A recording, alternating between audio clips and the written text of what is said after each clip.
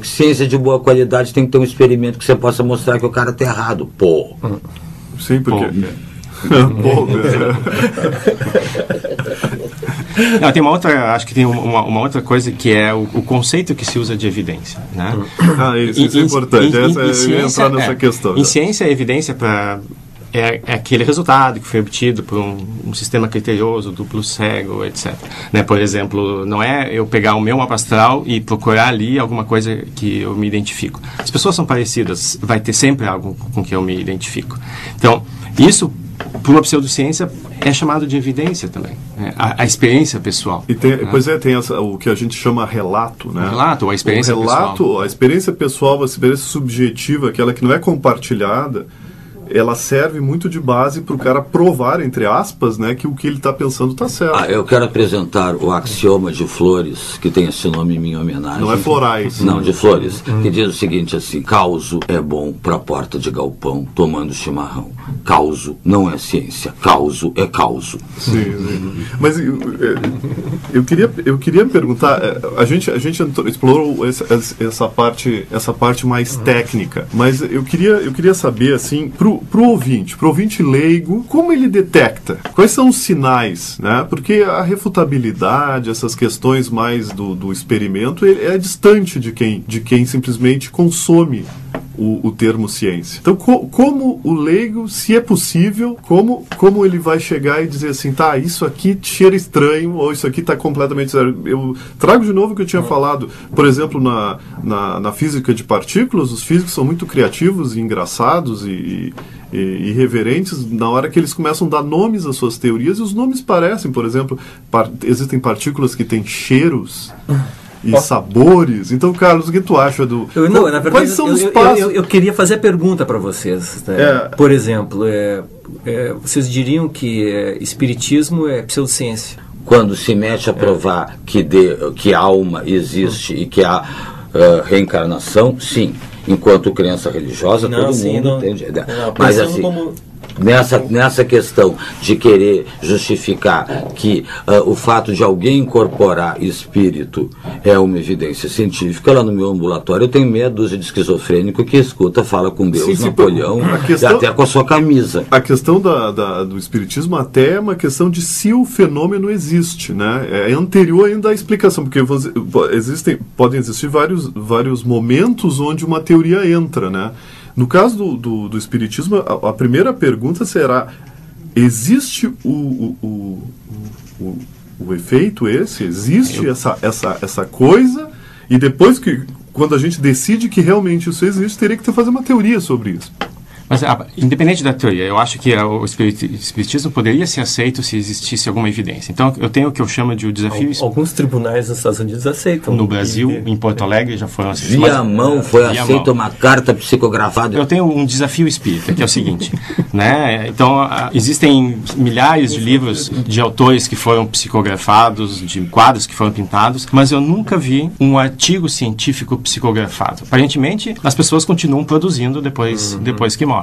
A mesma coisa acontece com os cientistas, né? Existiram vários cientistas espíritas, não espíritas. Então, eu queria ver um artigo psicografado com resultados originais, né? Correto, com equações. Mais ou menos, por exemplo, Einstein, né? Alguém poderia psicografar. E se Einstein conseguiu resolver os problemas que afligiam ele, né, no final da vida. Ele teve tempo. Então, eu estou procurando essa questão da refutabilidade, talvez Einstein tenha se arrependido depois que passou pro lado de lá. Mas ele pode ter feito outras coisas. Ele não disse mais nada. Ele não vai opinar. Einstein, volte, diga alguma coisa para nós. Não precisa ser Einstein. Darwin. Pode ser anônimo. Se o cara diz, eu fiz isso aqui, mas eu não quero me identificar. Mas me produza um artigo original com resultados novos. Mas por que o Jefferson está dizendo isso? Por que o Jefferson está dizendo isso? Por que ele fala em artigo e por que ele fala em equação? Porque artigo e equação é uma coisa que não tem subjetividade. Ou foi bem feito, e aí a gente pode testar, a gente pode dar para outras pessoas lerem, ele pode ser bem feito e a gente chega à conclusão, isso aqui foi feito e é não trivial. A maioria dos relatos que a gente observa que não são,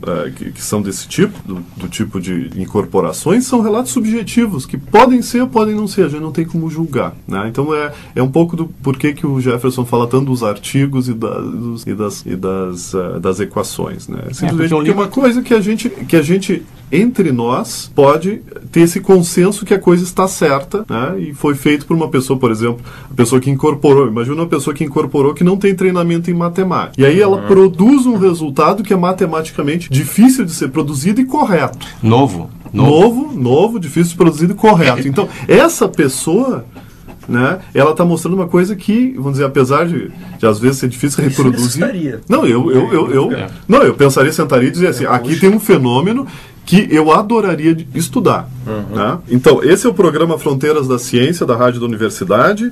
E hoje a gente está dissecando as diferenças, tentando dissecar as diferenças, né, entre pseudociência e ciência. A gente está chegando ao fim do programa, eu queria que vocês tentassem dar um fechamento para o que a gente está discutindo aqui. Jefferson? Tá, o que eu gostaria de dizer, parafraseando um pouco o Fernando Pessoa, que é o seguinte: demarcar o limite entre ciência e pseudociência é preciso, né, no sentido de é necessário e deve ser feito o mais precisamente possível. É difícil, é óbvio que é difícil estabelecer um critério geral que seja válido para todas as pseudo, proto, para ciências, né? Mas em casos específicos eu acho que é possível fazer. Carlos? Eu só insisto nessa ideia, assim, talvez para nossas brincadeiras o ouvinte fique pensando que nós somos os donos da verdade e que a ciência é o lugar da certeza, mas é justamente o contrário, acho que a gente quer defender aqui, né? Que o lugar na ciência, a ciência é o lugar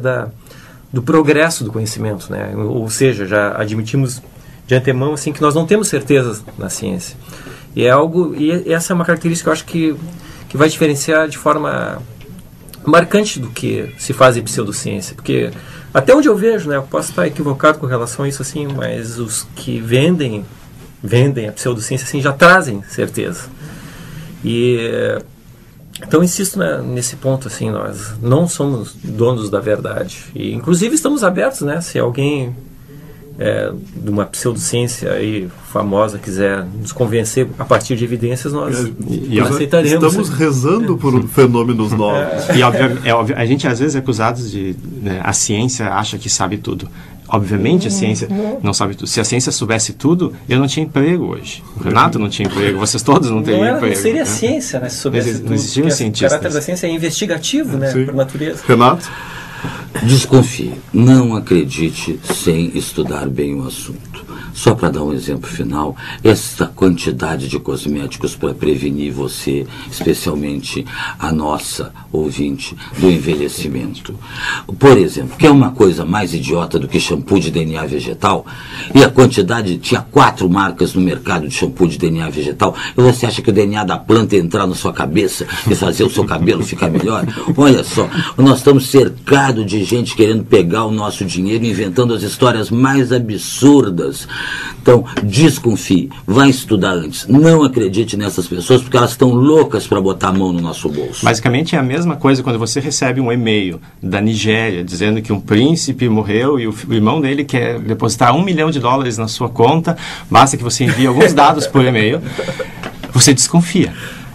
Basta fazer a mesma coisa no caso dos nigerianos na vida toda, né? Seja na política, seja no supermercado. Desconfia, inclusive, da ciência, mas ela não se importa. O papel do cientista é desconfiar. É desconfiar. Todo cientista está louco para derrubar a teoria do companheiro e para ficar ele famoso no lugar do companheiro. Estiveram com a gente hoje aqui o Renato Flores, o professor do Departamento de Genética da URGS, Carlos Miralha, do Departamento de Filosofia da UFPEL, e o Jefferson Arenzol, do Departamento de Física da URGS, e eu, Marco de Arte, da Física da URGS. Obrigado.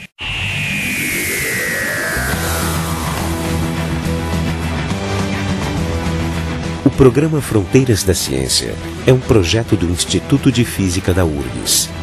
A rádio da universidade não é responsável por eventuais opiniões pessoais aqui expressas. Técnica de Gilson de Césaro e Neudimar da Rocha. Direção técnica de Francisco Guazelli.